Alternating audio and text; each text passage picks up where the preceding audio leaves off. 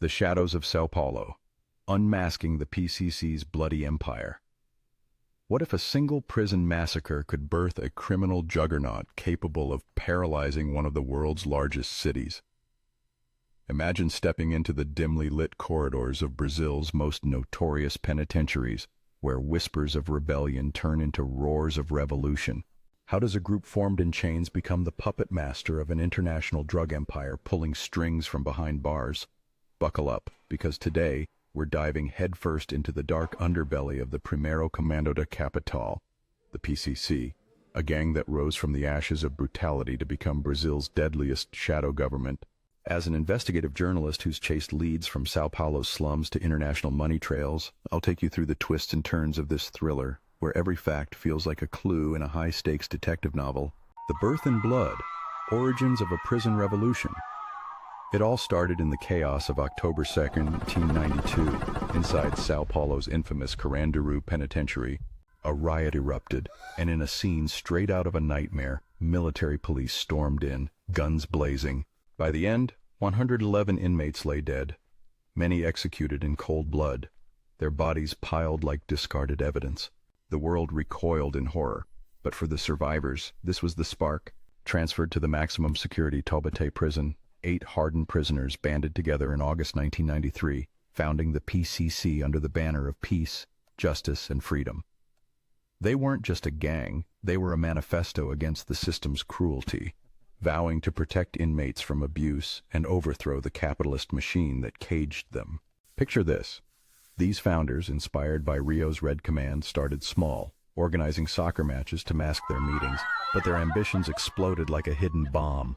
By the late 1990s, the PCC had infiltrated prisons across São Paulo, collecting dues from members to fund lawyers and corrupt guards. It was a masterstroke. From the inside out, they built an unbreakable network, turning Brazil's overcrowded jails into their command centers. Sensational detail? In 1999, they pulled off São Paulo's biggest bank heist, vanishing with over $7 million in a daring daylight raid that left authorities scrambling. This wasn't petty crime, it was a declaration of war. The rise of the Hydra, from cells to streets. As the PCC grew, so did its fangs. Government attempts to crush them by scattering leaders to remote prisons backfired spectacularly, like cutting off one head only to grow 2 more. In 2001, they orchestrated the world's largest coordinated prison rebellion, shutting down 29 facilities in São Paulo state simultaneously. Inmates held guards hostage, riots raged, and the city teetered on the edge. But the real terror unfolded in May 2006 when the PCC retaliated against inmate transfers with a wave of orchestrated mayhem that gripped São Paulo like a vice. Over 4 blood-soaked days, PCC operatives seized control of over 70 prisons nationwide, taking visitors hostage in a chilling standoff. On the streets, they unleashed hell.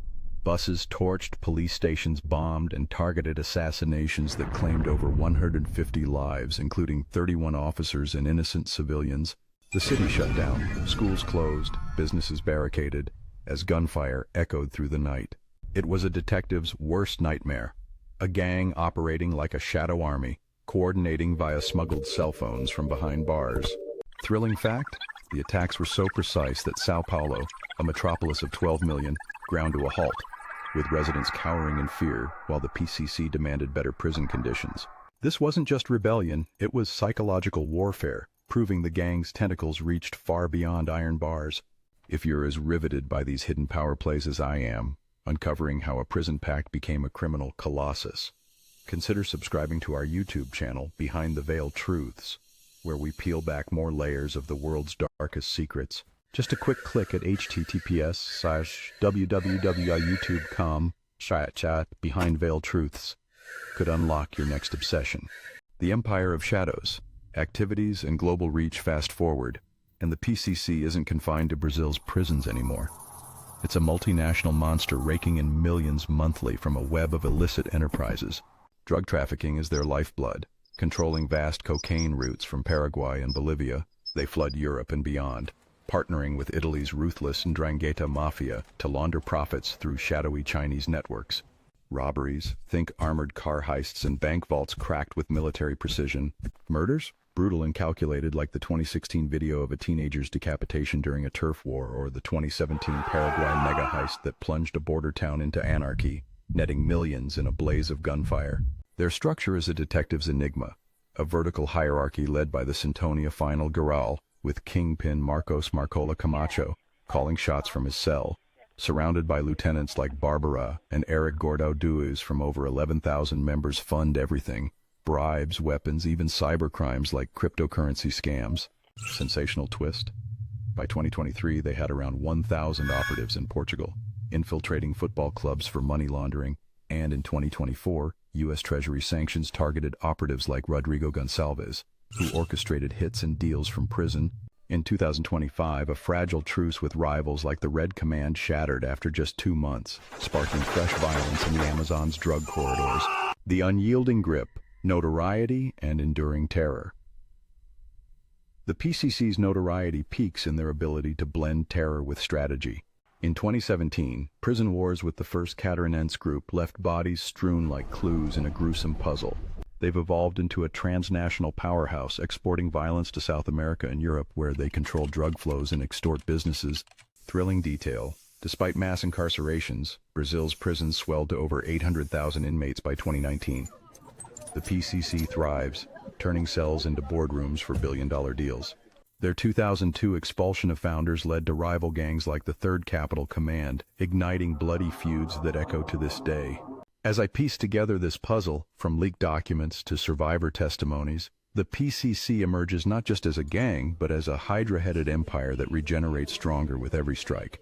But is this the end, or just another layer? What other criminal shadows lurk in plain sight, waiting to be exposed? If your pulse is racing for more adrenaline-fueled investigations, like the next big cartel takedown or unsolved global conspiracies, don't miss out. Subscribe now to Behind the Veil Truths at https://www.youtube.com/@BehindVeilTruths. Hit that notification bell and join the hunt. The truth is out there, and it's more thrilling than fiction.